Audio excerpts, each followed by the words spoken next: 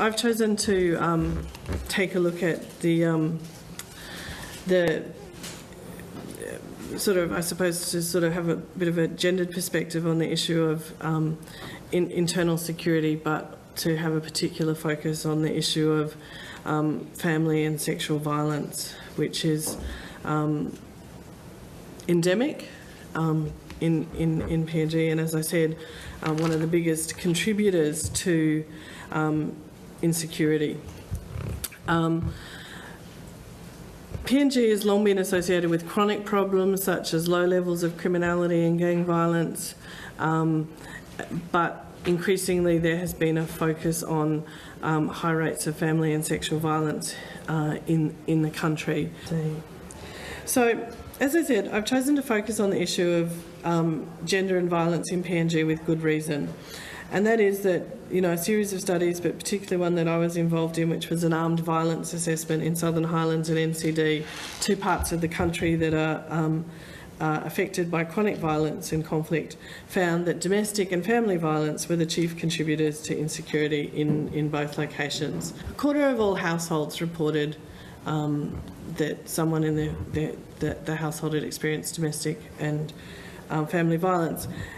And what was interesting about that was what the survey picked up was only what we would consider the most severe end of a spectrum of domestic violence. So this was cases that resulted in broken bones or hospitalisation. So people requiring medical treatment. So, you know, if you sort of took a view of domestic violence that we might sort of more take in Australia as being a spectrum, obviously there'll be a lot more households that would respond, but this is the very serious end of that spectrum that we're picking up.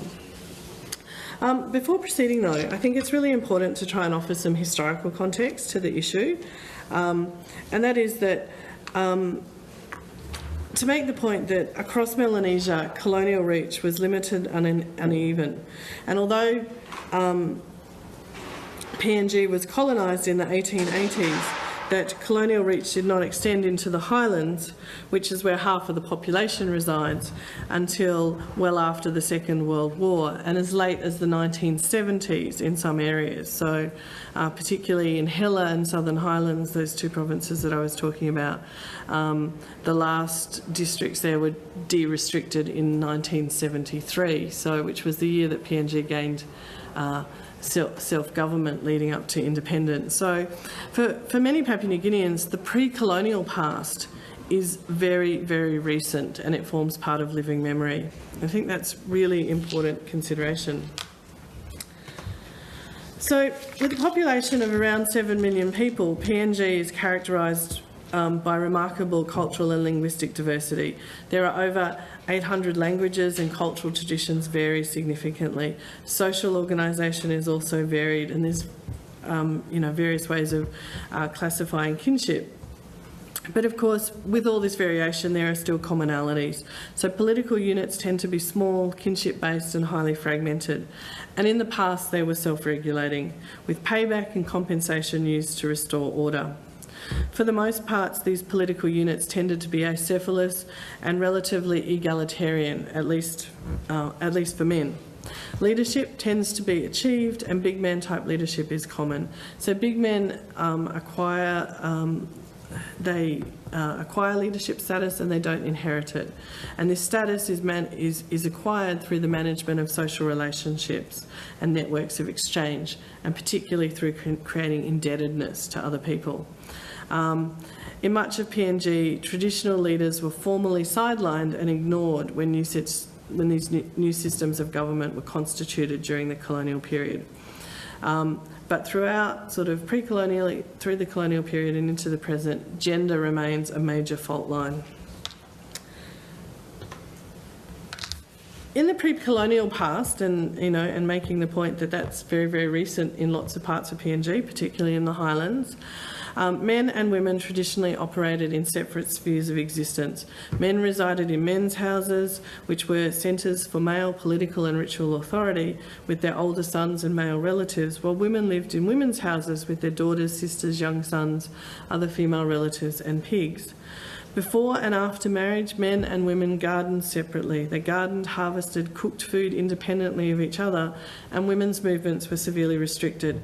Men and women often used separate walking tracks and separate bridges, with bridges of women being downstream of those used by men. As a consequence, the incidence of domestic and family violence was seemingly much lower than it is today. So, for instance, a lot of older PNG women, and indeed men, will report that when domestic violence occurred in the past, it was often as one-off life-changing events. The shift to family houses is a very recent phenomenon, and one that is directly attributable to missionary influence. And throughout, and indeed prior to that, and during the pre-colonial period, throughout much of PNG, men entered bachelor cults and participated in graded initiations, which sort of, saw them being secluded in the bush and different things. So, in the contemporary context, gender roles in PNG and throughout Melanesia are changing and have changed markedly in a relatively short space of time. Ideals of masculinity have transformed over the space of a couple of generations, giving rise to a profound sense of rupture across generations, one that is fraught with violence and conflict. Indeed, contemporary notions of masculinity are very different to those of the past, and they play out not just in terms of violence against women, but as intergenerational conflict between different generations of men. And that's often what we see playing out in election-related violence. Nowadays, the status of women is typically held to be very low. Family and sexual violence is pervasive. You'll often hear men assert that it's custom or part of traditional culture. Throughout much of the Highlands, though, as I said, older men and women assert that domestic and family violence only became a real issue in their communities when men and women started living together. And so that's, as I said, really quite recent phenomena, 1960s, 1970s we're talking. Okay. Bride price, consisting of pigs and cash, is paid throughout much of PNG to secure marriages. Traditionally, bride price was seen as an exchange that created a relationship between two groups. Bride price is typically shared between the woman's relatives. And in the contemporary context, there is growing commercialisation of marriage and bride price. In many cases, bride price tends to be understood quite literally as a simple property transaction. Typically, the payment of bride price is now used to justify a husband's authority over his wife, entitling him to her labour, her sexual services and her full obedience. So much so that men who have paid bride price will often assert that they own or are entitled to discipline their wives. Indeed, it is not uncommon to hear comments like, "Mi bayam em pinis, I have bought her already." In the context of elections, you will hear men assert that having paid bride price, they own their wives' votes.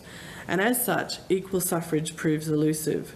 Women are sometimes given as part of compensation packages and as electoral pacts as well. Bride price tends to keep, when it's been paid, tends to keep women in violent relationships because there is an expectation, and in fact the village courts often require that bride price be repaid when a marriage resolves. So this payment is made to the wife's relatives upon the marriage and it's shared amongst all of her relatives. Oftentimes, if a woman's in a violent relationship and wants a divorce, the court will say, well, that's fine, you repay the bride price, which has been shared amongst all of these other people. And so it's impossible for a woman to amass the sort of wealth that's required to pay back their bride price. In PNG, sexual and marriage practices are also changing.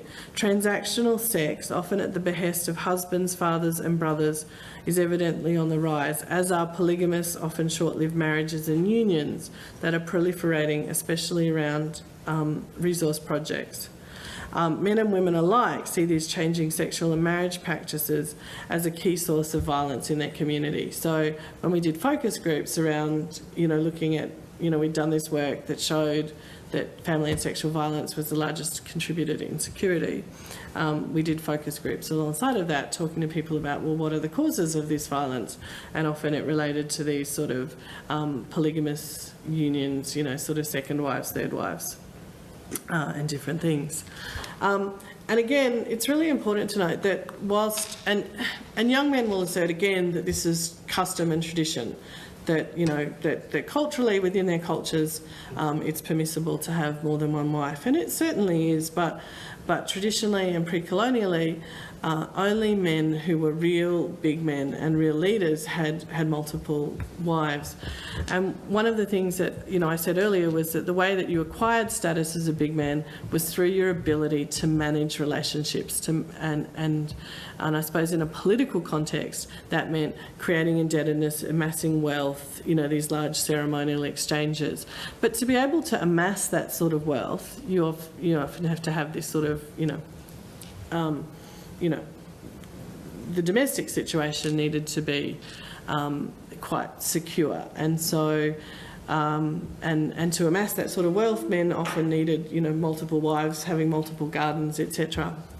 But one of the things that people say is that in those contexts, that those men, because they were very good at managing relationships more generally, they were also particularly good at managing the relationships between the co-wives. So making sure that you treated the children of each wife equally, so that the wives weren't fighting with each other and things like that. Oftentimes, if men married more than one wife, they would often marry sisters and things like that. So there was ways of, I suppose, even though there was polygamous marriages in the past, there was, I suppose, rules and conventions around that meant that it didn't result in sort of community disharmony. In the contemporary context, you know, young men working with mining companies, educated, etc., have access to money, and they're paying, you know, sort of cash bride prices for their wives, and so they don't have the same skills at managing relationships. So there's often a huge amount of conflict between co-wives, and you know, there's been a series of studies, and they, you know, obviously the percentages range, but at any one time they say that as much as 80% of women incarcerated in PNG are actually incarcerated for violence against a co-wife. So again, these, you know, this, I suppose this cultural change, these things that we're seeing are contributing to insecurity in communities and in households, and that sort of then plays out as domestic and family violence.